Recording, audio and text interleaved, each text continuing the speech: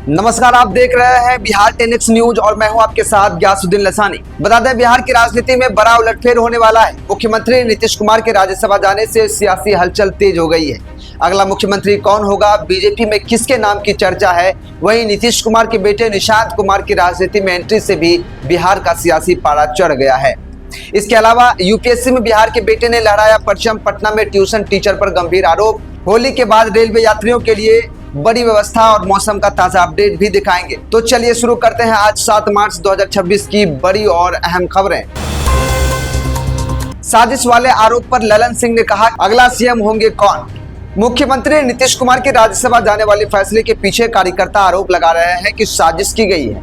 Congress, RJD और विपक्ष के नेता, अन्य नेता भी बीजेपी पर आरोप लगा रहे हैं कि जेडीयू के दो बड़े नेता ललन सिंह और संजय झा पर आरोप लग रहा है कि इन दोनों ने खेला किया है।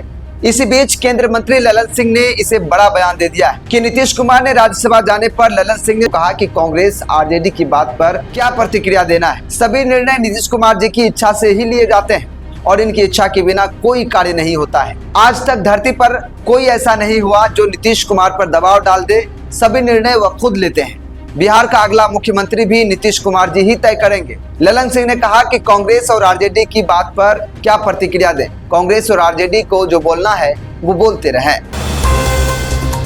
बिहार भाजपा में सीएम पद की दौड़ तेज, सामने आए 3 नाम, कैबिनेट में होगा बदलाव। बिहार में संभावित राजनीतिक पुनर्संरचना की चर्चाओं के बीच भाजपा में मुख्यमंत्री पद को लेकर हलचल तेज हो गई है। पार्टी के भीतर कई संभावित दावेदारों की सक्रियता बढ़ने की चर्चा है। सत्ता एवं संगठन के गलियारों में यह भी कयास लगाए जा रहे हैं कि सरकार के पुनर्गठन की स्थिति में भाजपा कोटे के कुछ मंत्रियों के विभाग बदले जा सकते हैं, जबकि कुछ को कैबिनेट से बाहर भी किया जा सकता है। इन चर्चाओं के बीच मंत्रियों एवं नेताओं की बेचैनी बढ़ी हुई है। इस मध्य पार्टी में राष्ट्रीय स्वयंसेवक संघ पृष्ठभूमि वाले कार्यकर्ताओं को भी आगे बढ़ाने की पहल की जा रही है। राजनीतिक चर्चा है कि नई सरकार के गठन या बड़े फेरबदल की स्थिति में जाति एवं क्षेत्रीय संतुलन को प्रमुख आधार बनाया जाएगा। साथ ही साथ संगठन की नाराजगी, मंत्रियों के प्रदर्शन एवं रणनीति को ध्यान में रखते हुए कुछ नए चेहरों को भी मौका देने पर विचार हो सकता है। भाजपा की ओर से मुख्यमंत्री पद के संभावित दावेदारों में कुछ प्रमुख भाजपा नेताओं के नाम चर्चा में हैं। इनमें उप मुख्यमंत्री सम्राट चौधरी को पिछड़ा वर्ग चेहरे के रूप में देखा जाता है। धनबाद को मिलेगी नई अमृत भारत ट्रेन, 11 मार्च को होगा उद्घाटन, चेक करें रूट। धनबाद से दक्षिण भारत को जोड़ने वाली बहुप्रतीक्षित अमृत भारत एक्सप्रेस का उद्घाटन अब 11 मार्च को होगा। पहले 1 मार्च को कोयम्बटूर धनबाद अमृत भारत एक्सप्रेस का उद्घाटन मदुरई से प्रस्तावित था। अब उद्घाटन समारोह तिरुचिरापल्ली स्टेशन पर होगा। कोयम्बटूर के बदले पोतनूर से धनबाद के बीच अमृत भारत एक्सप्रेस को हरी झंडी दिखाई जाएगी। नियमित ट्रेन भी धनबाद से पोतनूर के बीच होगी। पोतनूर कोयम्बटूर शहर का वैकल्पिक स्टेशन है। रेल मंत्री अश्विनी वैष्णव ने 2 फरवरी को धनबाद कोयम्बटूर अमृत भारत ट्रेन चलाने की घोषणा की थी। उन्होंने तमिलनाडु के राज्यसभा सदस्य और सूचना प्रसारण एवं संसदीय मामले के राज्य मंत्री डॉक्टर एल मरुगन को पत्र भेजकर पोतनूर धनबाद अमृत भारत समेत 4 जोड़ी नई ट्रेनों को स्वीकृति प्रदान किए जाने की जानकारी दी है। सीएम नीतीश के बेटे निशांत कुमार आज ज्वाइन करेंगे जेडीयू। बिहार की राजनीति में बढ़ेगी हलचल। बिहार में गर्मी का मौसम आते ही सियासी पारा भी चढ़ने लगा है। एक तरफ नीतीश कुमार राज्य की कमान छोड़ अब राज्यसभा चुनाव लड़ रहे हैं, तो वहीं दूसरी ओर उनके बेटे निशांत कुमार सक्रिय राजनीति में एंट्री ले रहे हैं। निशांत कुमार 7 मार्च को आधिकारिक रूप से यानी आज आधिकारिक रूप से जनता दल यूनाइटेड की सदस्यता ग्रहण करेंगे। सियासी गलियारों में चर्चा है कि निशांत को पार्टी में अहम जिम्मेदारी मिल सकती है। अभी तक की जानकारी के अनुसार जदयू की सदस्यता ग्रहण करने के बाद निशांत कुमार बिहार की यात्रा पर निकलेंगे। बता दें कि राज्यसभा में जाने के बाद नीतीश कुमार विधान परिषद की सदस्यता से त्याग पत्र देंगे। परिषद में नीतीश का कार्यकाल 2030 तक है। निशांत अगर राजनीति में सक्रिय होते हैं तो उन्हें परिषद में नीतीश कुमार का बचा हुआ कार्यकाल दिया जा सकता है।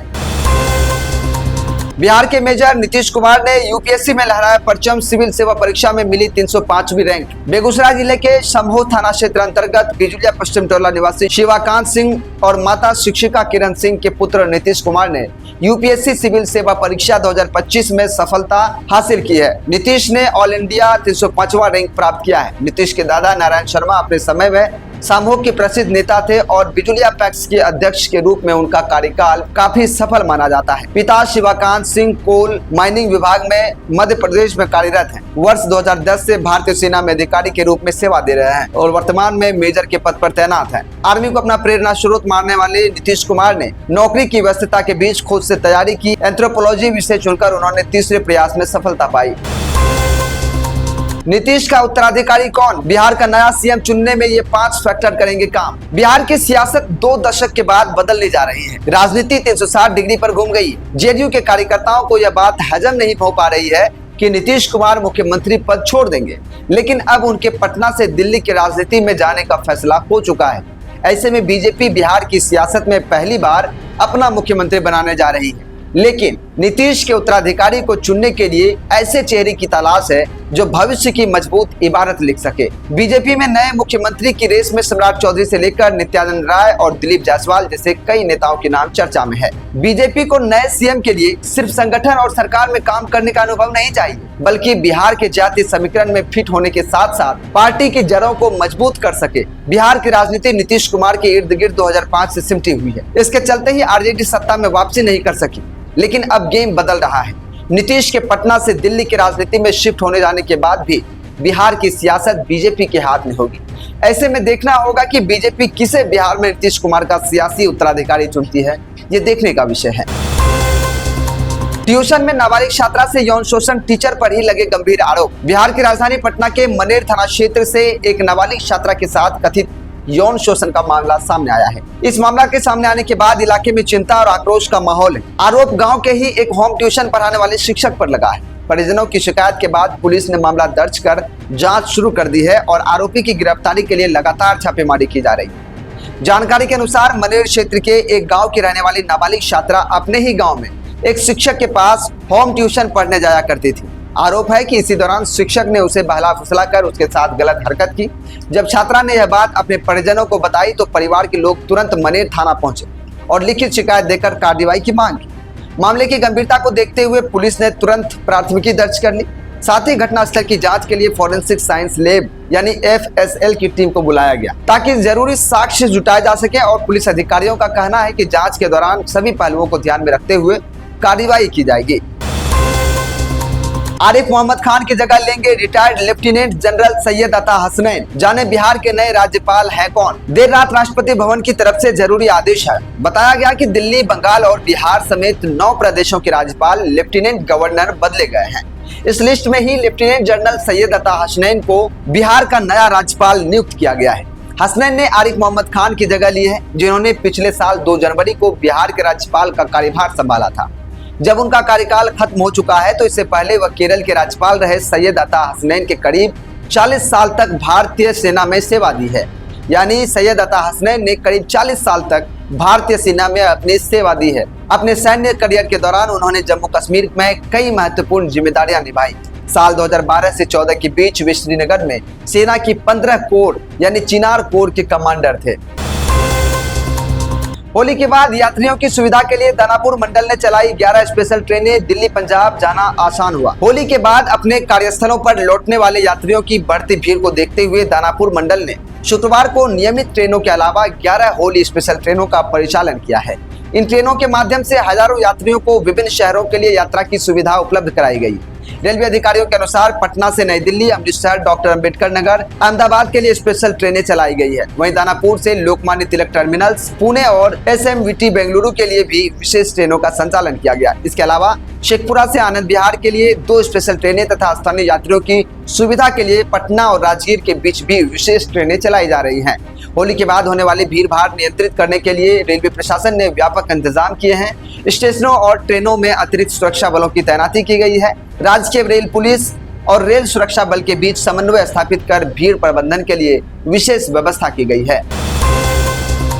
बिहार में मौसम फिलहाल साफ और शुष्क बना हुआ है। आज पूरे राज्य में आसमान ज्यादातर साफ रहने की संभावना है। हालांकि कुछ इलाकों में कुछ स्थानों पर हल्के बादल दिखाई दे सकते हैं। तापमान की बात करें तो दिन का अधिकतम तापमान लगभग 30 से 33 डिग्री सेल्सियस के बीच रहने की संभावना है, जबकि रात का न्यूनतम तापमान 16 से 19 डिग्री सेल्सियस के आसपास रह सकता है। सुबह और देर शाम हल्की ठंडक महसूस होगी। हवा की रफ्तार हल्की से मध्यम रह सकती है, जिससे मौसम काफी सुहावना बना रहेगा।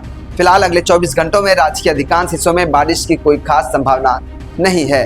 कल यानी अगले दिन मौसम लगभग ऐसा ही रहने का अनुमान है। दिन का तापमान थोड़ा बढ़कर 32 से 34 डिग्री सेल्सियस तक जा सकता है, जबकि रात का तापमान 17 से 20 डिग्री सेल्सियस के बीच रहने की उम्मीद है। कुल मिलाकर बिहार के अगले 1 से 2 दिनों तक मौसम साफ, शुष्क और सामान्य से थोड़ा गर्म रहने वाला है। फिलहाल मौसम से जुड़ी इतनी ही जानकारी। ताज़ा अपडेट के लिए बने रहे हमारे साथ और इस चैनल को सब्सक्राइब जरूर कर लें। तो ये थी आज 7 मार्च 2026 की बिहार की तमाम बड़ी खबरें। बिहार की राजनीति से लेकर शिक्षा और मौसम, हर बड़ी अपडेट हमने आप तक पहुंचाई। ऐसी ही सटीक, भरोसेमंद और तेज खबरों के लिए जुड़े रहें बिहार 10X न्यूज के साथ। अगर आपको यह बुलेटिन पसंद आया हो तो वीडियो को लाइक करें, शेयर करें और चैनल को सब्सक्राइब जरूर करें, ताकि कोई भी बड़ी खबर आपसे न छूट जाए। तो फिलहाल के लिए दीजिए इजाजत। नमस्कार।